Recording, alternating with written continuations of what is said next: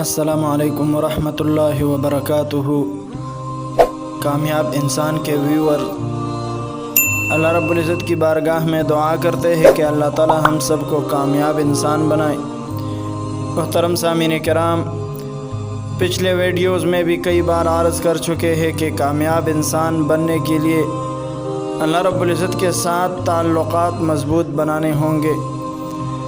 جب تک اللہ رب العزت کے ساتھ تعلقات مضبوط ہوں گے تو انشاءاللہ العزیز دنیا کی کوئی بھی کام، دنیا کا کوئی بھی مشکل، کوئی بھی مصیبت، تکلیف، پریشانی ایسی نہیں ہے جو اللہ رب العزت کے حکم سے ٹل جائے، ختم ہو جائے۔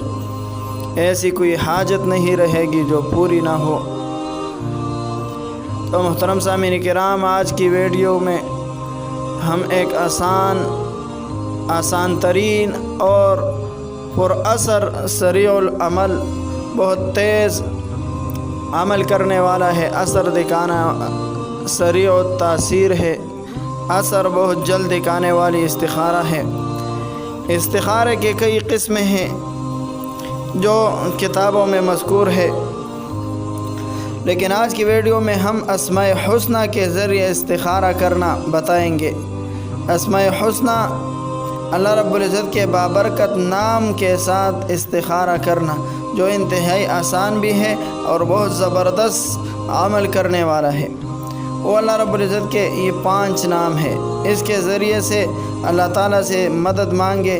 انشاءاللہ جس کام کے خیر اور شر پر مطلع ہونا چاہتے ہو، انشاءاللہ جس کام کے خیر اور شر پر مطلع ہونا چاہتے ہیں، وہ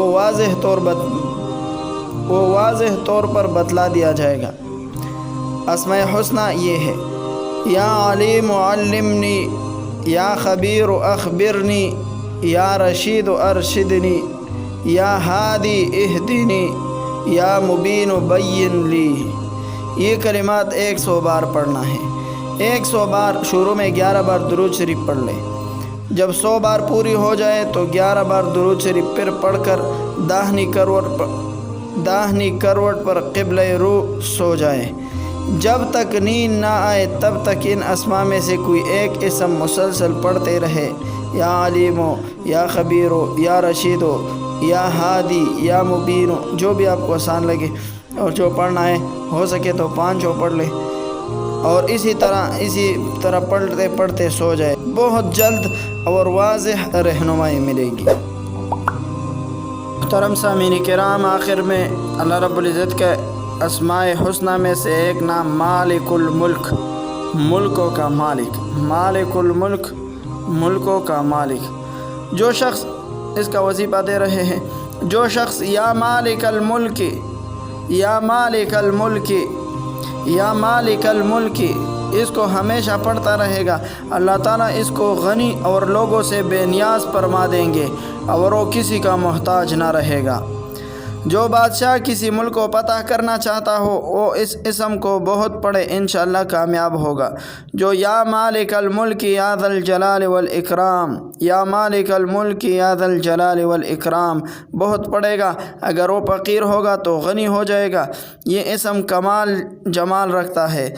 جو بادشاہ اپنی حکومت کا استحکام چاہتا ہو، وہ اس اسم کو بکثرت پڑھے، اور جو اپنے گھر کو آباد کرنا چاہتا ہو، گھر کو برباد ہونے سے بچانا چاہتا ہو، تو اس کے میاں بیوی کے لیے بھی چاہیے کہ اس اسم کو یا مالک الملک، یا مالک الملک اس کو بکثرت پڑھے۔